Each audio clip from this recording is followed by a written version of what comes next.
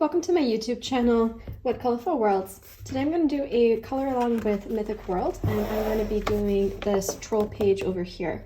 I'm planning on using Derwent Inktense pencils for the majority of it, and I'm trying to make it a nighttime scene. So sky is going to be from black to gray, going into like a dark black bluish gray water here, and hoping that this moon will have some really cool light effects.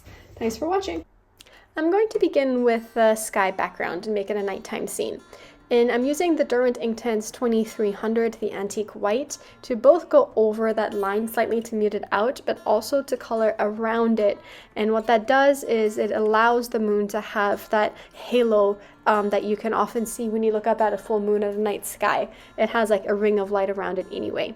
And to preserve that, I'm coming in with my first gray color, which is the lightest in the set. It's the new color Storm Dust. And as I'm coloring really lightly here, I'm leaving that space, like I would say 2 to 3 millimeters of space in between our moon and the sky, so that can preserve that halo I'm trying to create. Once I've established the boundaries, I'm kind of radiating out from that and trying to keep the color as even as possible. And I'm just starting with a really light layer to begin with. It's okay if your pencil strokes are a bit rough, because the water, when you activate it with water, it'll dissolve all the pigment and therefore dissolve all of the strokes that you're currently creating. So I wouldn't worry about that too much. But what you want to make sure you try not to do is press too hard, because you don't want to imprint the paper. So skies can be tricky because you have a second gradient you need to create. Here, towards the horizon, it's going to be lighter, and as it goes up away from the horizon, it's going to be darker. That's called atmospheric perspective, and so you're trying to capture that as well. So ultimately, it means that I have like two white areas, two paler areas, one closer to the moon and the second closer to the horizon line, and that means that the darkest color is actually going to therefore be towards the edge of the page. So I'm adding in my antique white at the bottom a tiny bit, still with that storm dust only, with light pressure towards the horizon, and then darker pressure as I'm having it rise up slightly.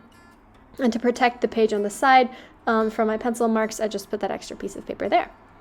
Alright, so the second color that I'm using is Ashphalt 2103, and this is another of the new colors. I really love how Derwent, when they extended their range, decided to try to bring in some of those paler colors, because for people like us who are coloring book artists, it's really necessary to have that range within the pencil, as opposed to trying to create that range after the fact with water to lighten the colors.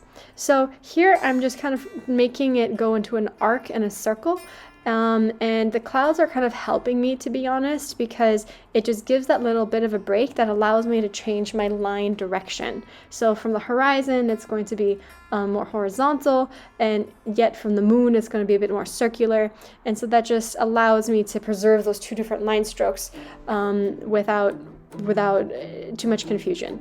So the darkest color that I'm using is Indian ink, and I chose this one because when you're looking at Ashphalt and slate gray, all of those, storm dust, those colors are, I would say, kind of muted pure grays. Payne's gray has a bit more of a blue tint to it. Some of the other grays have a bit more of a reddish tint to it. This is just like a pure gray, very neutral. And so the closest black that I could find to match it was Indian ink. Chinese ink works well as well. And so I'm just using that in the corners. All right, so adding in a few more colors here, trying to darken it, trying to even it out before I add the water. I have, at this point, established the different gradients that I'm trying to create. The next step is to activate it. And when you're thinking in terms of activating a large area, you want to use a larger brush, because you don't want too many small brush strokes. Unless, of course, you want it to have a bit more of like a smoky textured effect, in which case you'd still use your small pointed round brush. But because I wanted this to be as smooth and flat as possible, I'm using my filbert brush, which is like a flat brush with rounded edges, and also just your regular 1-inch flat brush. And I'm kind of going in the direction of the horizon to try to make it as even as possible, keeping it in that one direction. And yep, you can see that dark kind of trickling in from the India ink over there, and my little gradient is starting to be created. This of course gets kind of complicated when you're looking at the edges near where the mountains are, and that's when I decided to kind of switch to the round brush. But you can kind of see that in doing so, at least for this layer, it looks like I switched brushes, but that's okay. I'll be coming over this with a few extra layers after it dries, and that will help even it out. And so I'm moving here from lighter to darker, because again, that can help preserve that gradient like I've explained in previous videos. And yeah, just kind of blending it out.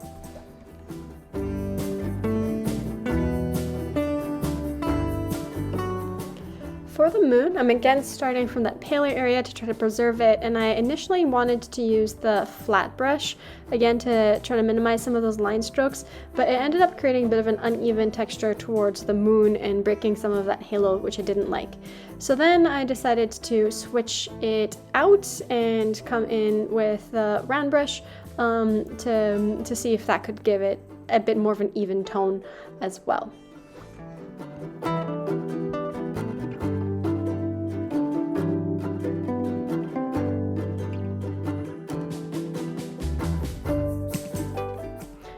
So first layer of the sky is complete. I'm now going to be coming in with some touch-ups. So I'm using the water brush pen this time because it can hold some of that water to help spread, and I'm taking the tip of it onto my pencil to pick up the ink, and I'm just coming in on circular motions, going from that darker color moving into the lighter color. And so each time I'm adding a layer, I'm blending it back towards the dark to try to minimize having any kind of lines, and that also kind of helps me build up some of the color as well. And so here I'm coming in with the Ashphalt, moving away from the Indian ink, and then finally I'll be ending with the Storm Dust, coming closer towards that white center and trying to pull in some antique white if that's possible to lighten it up a bit as well.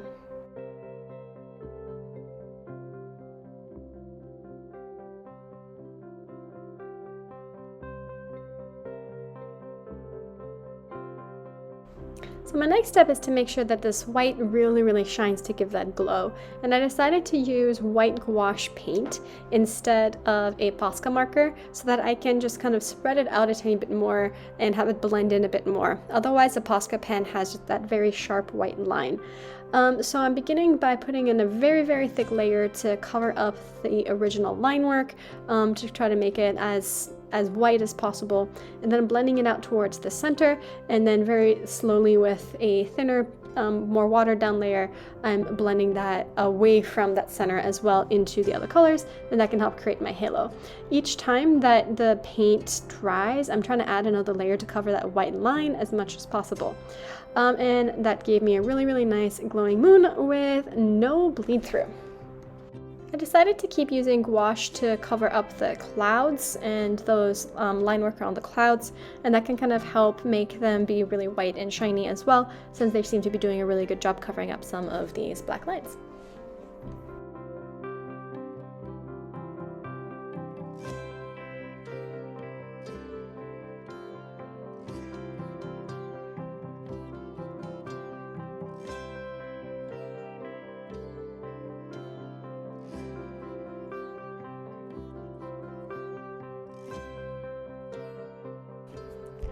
And so since the white gouache is starting to make it look a bit flat, I'm rebuilding in some shadows using that Derwent Inktense Storm Dust pencil by tipping the end of my paintbrush onto the tip of that pencil. And this kind of allows me to have it be a bit more painterly as well. I can control which shadows are a bit darker, which shadows are a bit lighter, and that brings the clouds back to life.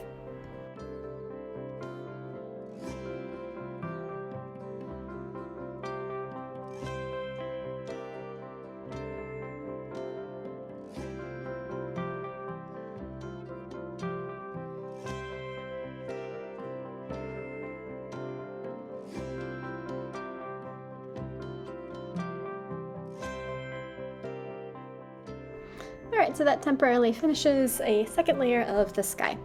So I'm now moving into the sea, and since the moon is behind the rocks, that's going to push the shadow of the troll rocks forward.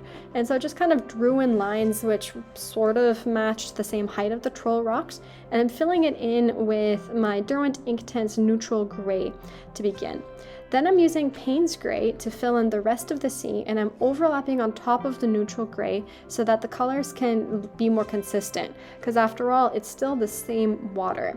I'm using Payne's gray because it has a bit of a bluish tint to it, and that can really help with the water effect if it's gray and yet still has a bit of bluish tint to it.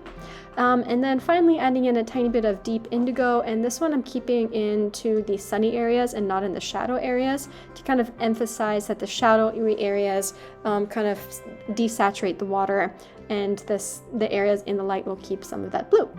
So to begin with the water, I decided to first activate the shadows and then come in and activate the rest of the sea, and that helps preserve some of that. And I'm trying not to have the lines be too sharp, so every time I finish it I kind of go over it all, and that kind of helps evens it out slightly. And now that that first layer of the sea is done, coming into the rocks. So giving everything a even very light layer of my dark mink. And that can help kill the white of the paper and help me move a tiny bit faster as well. Layers really help establish that if you establish this as the base color of your rocks.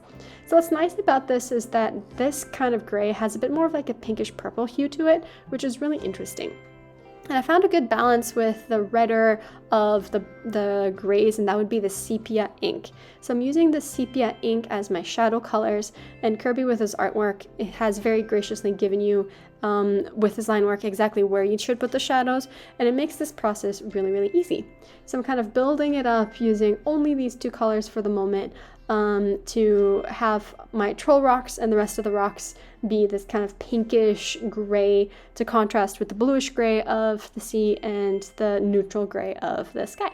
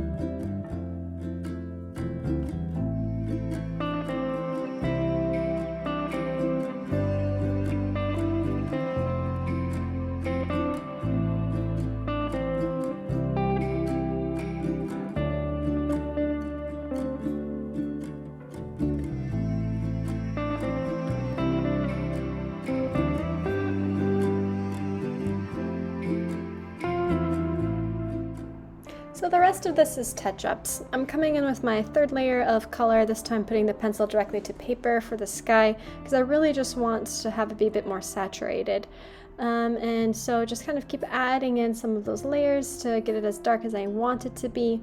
And using my dark mink, I'm now just like really pushing the shadows, and that kind of helps the trolls look a bit more like they're trolls. By pushing the shadows behind them, it helps accentuate where their arms and their legs are as well. And I'm trying to keep the shadows away from the moon, so towards the bottom of the rocks, where would be kind of like under anything that juts out as well. And that kind of helps that effect. And for the rocks there in the foreground, have it be a bit lighter towards the top and darker towards the bottom. I'm adding in a second layer of color to my sea here, and I'm just using the blue all the way across, because that can help just lessen the difference between where the shadow and the sea is. And then my white Posca pen gives me highlights, and this helps me re-establish those initial shadows, because the sparklies on the water are not going to be under the shadow. And there you have it. That is it for my fancy troll page. Thank you so much for watching. Don't forget to like and subscribe. Thank you. Bye.